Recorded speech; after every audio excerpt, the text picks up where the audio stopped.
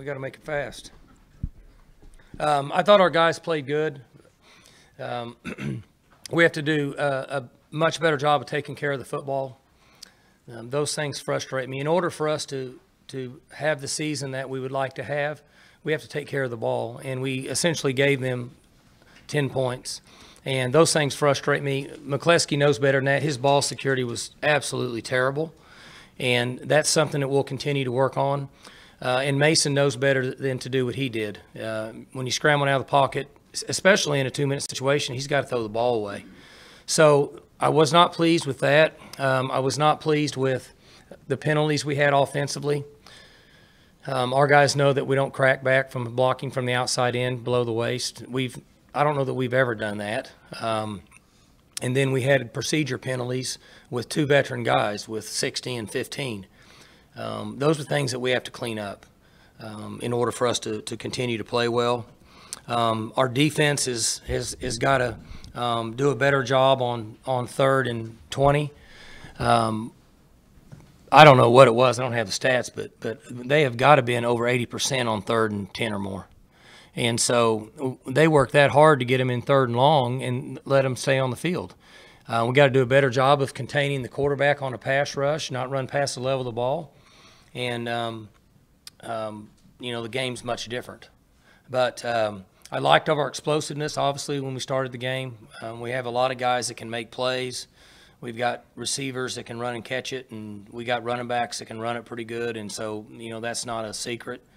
And I thought our defense played great. We were in the bend mode but not break. We probably gave up a lot of yards, maybe 100 or so late in the game. But for the most part, I thought they played really well, with the exception of 3rd and really long, which is somewhat unusual. We were healthy through the game, which is always important. We got to play a lot of players, which is always important to us. I thought that our special teams was okay. Amendola rushed that field goal at the last part of the game. He's 1.07 on the kick. He needs to be around 1.25. He's really fast, and you could see how the ball hooked. Kind of like what happens when you do that with the swing, your golf swing. Same exact thing. I thought our punting was good, pooch punting was good, so coverage was good, so on and so forth. We got a long ways to go. Obviously, it's a good start. Even though we have a veteran team and a pretty good team, you're always nervous at the first game. You just don't know what you're going to get. So we'll work them out tomorrow, give them a day off Saturday, and come back to work on Sunday. Mike, you guys, without the 2 catastrophic errors, turnovers, this is a 70-point game maybe. Final score is probably close to 70. You would feel better about that. Were you surprised? Tulsa, I don't know. You guys kind of overwhelmed them a little bit. Yes. And again, they're young, and I've said this and I mean this. I think that Coach Montgomery's a really good football coach, and what they do is good. Obviously, it's been proven over the years, and I hate to speak for them, but when you have a young quarterback, or I should say inexperienced, I guess, and young, it's difficult at times to do things. I was pleased, and I should have said this earlier, I was pleased at our run defense. I thought that part was very good. That's what I really liked about it, and I think that really set the tone for the game. Mike, your offensive line seemed to be in kind of complete control too. Mason did that one hit, which was an extended play. You threw a bunch of deep balls and you guys landed on it. How happy were you with that? Because that's something that you haven't really seen that often. Without watching it, I was pretty pleased. Tulsa's got a couple of guys that are pretty good players up front, and they got a big guy inside. And Mason caused his own sack on that one. And the other time he got hit on the outcut that we scored on, that probably had a really good chance of being intercepted, because 78 got beat on an up and under move and got up in his face, and he couldn't release, and the ball kind of fluttered out there. It ended up working to our advantage, but it didn't look good when it was halfway. So for the first game, I'm pleased with what we were able to accomplish up front. I thought we run blocked pretty well. I thought 5 made a lot of guys miss. But that's what good backs do. Over half the time on running plays in college football, it's not blocked correctly, or somebody defeats a block, and your running back's got to make guys miss. Did you like what you saw out of your second and third team running back, even your fourth team guy, I guess. I like what I saw with JD from a standpoint of I thought he ran physical. I thought he protected the ball really well. And early in your career, those are two things that are important. You have to prove that you're physical enough to compete at this level, and then you have to prove you can take care of the ball. I thought he did a good job of that. Showed a little bit more of a burst in the open field than I actually thought he had, which is a good thing. LD made a couple plays and showed that he has a chance to run the ball a little bit.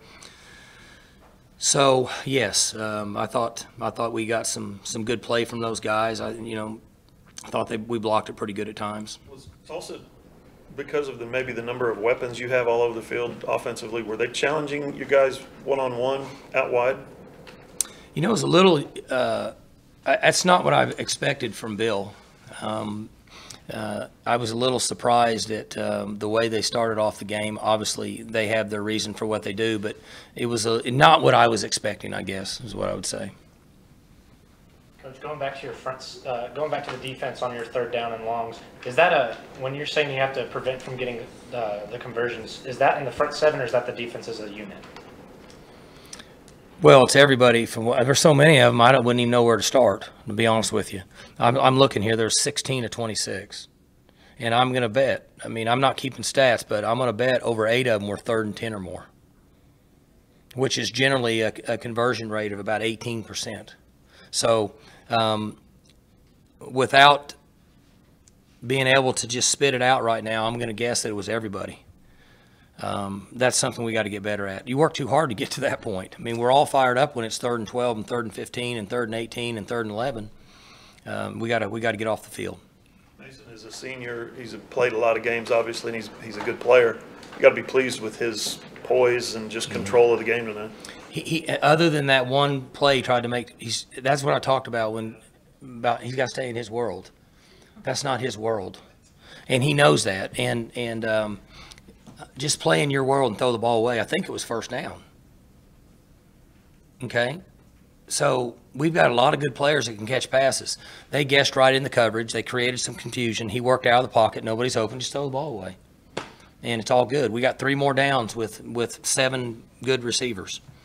So, and I told him that, and he's good. He's been great in accepting coaching and leadership and all the things you're saying. And I hope he keeps doing that because that'll be the key to our season. Comfortable with him out there leading blocks on a couple different plays? Not particularly. I wasn't comfortable with him pulling the ball on 3rd and short either and running with the look that they gave us. But I don't want to take away his stinger, okay, but I also want him to protect himself. And so there's a real fine line there. He's become very aggressive, and he likes to play that role, that Brett Favre mentality. He's kind of gotten into that over the last 12 months. So hopefully it'll work out for us. You guys are coming off, obviously, back-to-back 10-win seasons, but in those seasons, a lot of close games.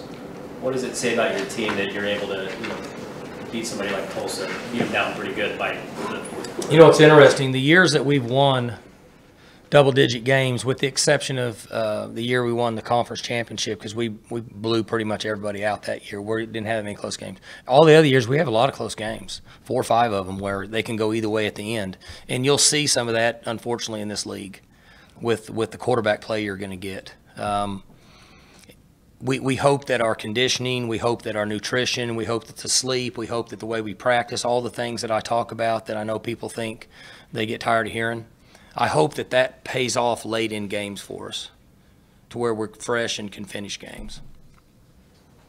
Kind of a bummer. You got a game tonight on a Thursday night, and your son makes Yeah. his high school debut also on a Thursday night. Tough deal. I guess they won. I heard somebody said, and then they won, right? So it's good. I was happy for him. It was hard, for a first game that he was really playing as a starter and to not be there with him, but it was difficult, but that's kind of the way life is. 23-7, good. That's good for them. Yeah, they're doing a good job over here coaching them. They got a good running back, and they're doing a good job. So hopefully they can do well. Mike, in the big picture, you kind of hinted at it before. It's been no secret. This could be a special season here at Oklahoma State. Just what does this result in the tenor of it mean as you're, as you look at the big picture? Well, you gotta win it each week. That's the thing that college football has going that other sports don't, is you have to play well and win each week. Now, you may be able to rally late if you get lucky and somebody else helps you, but if you want to control your own destiny in college football, you got to play well and win each week. That's why every game matters. That's why the stock market in college football is going through the roof. So these guys need to enjoy this. They can enjoy a little bit tomorrow, and then we watch tape. They got to get over it, and we got to get ready for the next team. Got to travel on the road, played against a team that won some pretty impressive games last year. Didn't take long to see what Tyron Johnson could do. That was a fairly impressive play. I like him. I don't know how many catches. I think, what, he get just one or two? Yeah. Golly. I feel really good about his ability to make a play. And you guys know I mentioned this several times during the last month. We're going to have a lot of good players that don't get to touch the ball a lot because we don't have enough footballs to go around. And he's one of them. Justice Hill had 15 carries. Aitman has 4 catches. Stoner has 4. Lacey dropped 1, I know, and only had maybe a couple. So he's got a chance to be a pretty good player. Let's put it that way. He's pretty impressive in practice, and his attitude and his willingness to compete's been really good. Jalen hasn't been, he's been very consistent and solid in the punt return game. You said it was a mistake he knew not to do tonight, but leaving him out there, was that intentional? Just make sure confidence stays up, you don't pull him right away after that? Yeah, we need to leave. He actually made a couple other mistakes. I didn't think he made good decisions. After he fumbled the ball, he went in a shell. He had 2 chances to return it, and he fair caught it. There was nobody within 15 yards of him. And so he's a gym rat, and he'll come around. But it all started with poor ball security. And when that happens, things cave in really quick, and then he kind of got a little timid and so on and so forth. And playing that position, you can't be timid because, I would never want to do it. But if you're going to do that, you got to roll with it. So we'll instill confidence in him and show him what he did wrong, starting with ball security, put him back out there because he has the ability to make a play. You said you would never want to be a punt returner? No. If you stand down there, Seems like you probably tried to talk Dick Evans into returning punts. Well, maybe whenever that was, 50 years ago, but when you stand there and you're looking up in the air for a ball coming down and a bunch of guys are running at you, I wouldn't volunteer for it, I don't think, anymore. And K.O. Ark is the same way. Those guys have to be special. But he'll be a good player for us. He just needs to take care of the football. Everything he did, we would have said, okay, you need to do it better, but it was a disaster when you let the ball go. Coach, do you think Marcel reminded the fans of what he can do after more than a year out of the game? And he should have had a touchdown down here. The guy knocked the ball away late, and there was a pretty good little collision there. But he should have had a touchdown. But Marcel has practiced really well.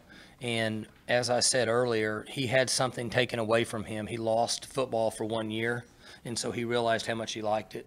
And that's one of the best things that can happen to us, is sometimes something we love, that you lose it. And he's very eager to do well.